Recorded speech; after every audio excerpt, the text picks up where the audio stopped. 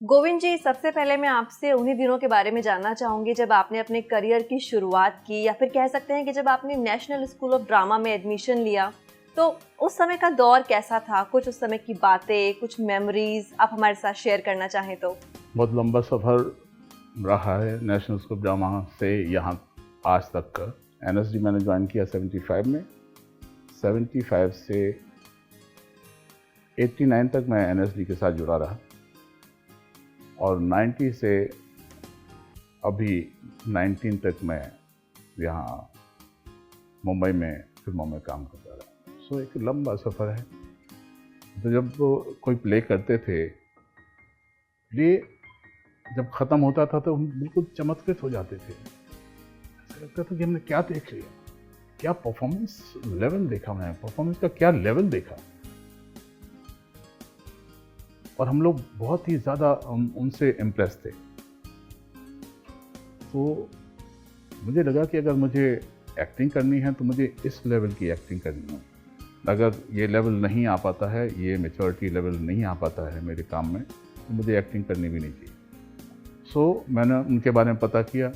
मनोहर सिंह जी को 6 साल हो गए थे कोर्स करने के बाद, मतलब 9 साल हो गए थे, तब जाके ये मैच्योरिटी लेवल हासिल हुआ था उनको एक्टिंग का। उसी हिसाब से सुरेखा सीकरी जी भी, उनको भी 6 साल हो गए थे। उत्तरा बावकर जी, उनको 5 साल हो गए थे। मतलब इस तरह से 7, 8, 9 साल लोगों ने लगाए थे, तब जाके ये मैच्योरिटी लेवल हासिल हुआ था। तो मैंने डिसाइड किया कि मुझे यहाँ 10 साल लगाना है। 10 साल मैं थिएटर करूँगा और जब तक ये लेवल नहीं आ जाता, मैं यहाँ से बॉम्बे नहीं जाऊँगा।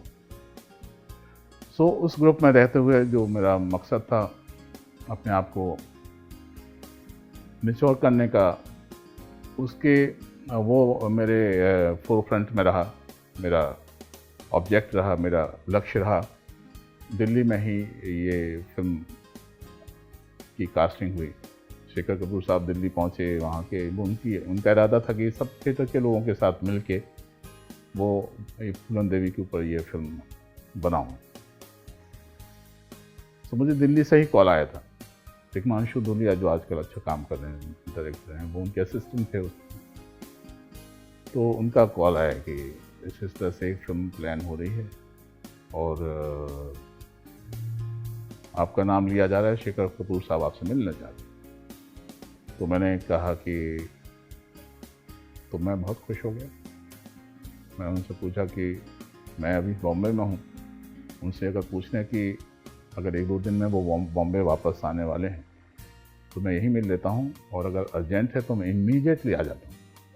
इतना इम्पोर्टेंट प्रोजेक्ट में ऐसे तो नहीं छोड़ सकता। तो उन्होंने पूछा तो शेखर कपूर साहब ने कहा कि यस, मैं परसों बॉम्बे पहुँच रहा हूँ और कमालिस्तान में मैं शूटिंग कर रहा हूँ। वो उन दोनों एक सीरियल कर रहे थे, उपन्यास नाम का, विनय धुमाले उसको डायरेक्ट कर रहे थे। तो उन्होंने कहा कि वो परसों आ जाएं दोपहर को, मैं उनसे वहीं मिल लूँगा। तो बहुत एक्साइटमेंट थी मुझे। शेखर कपूर बड़ा नाम था।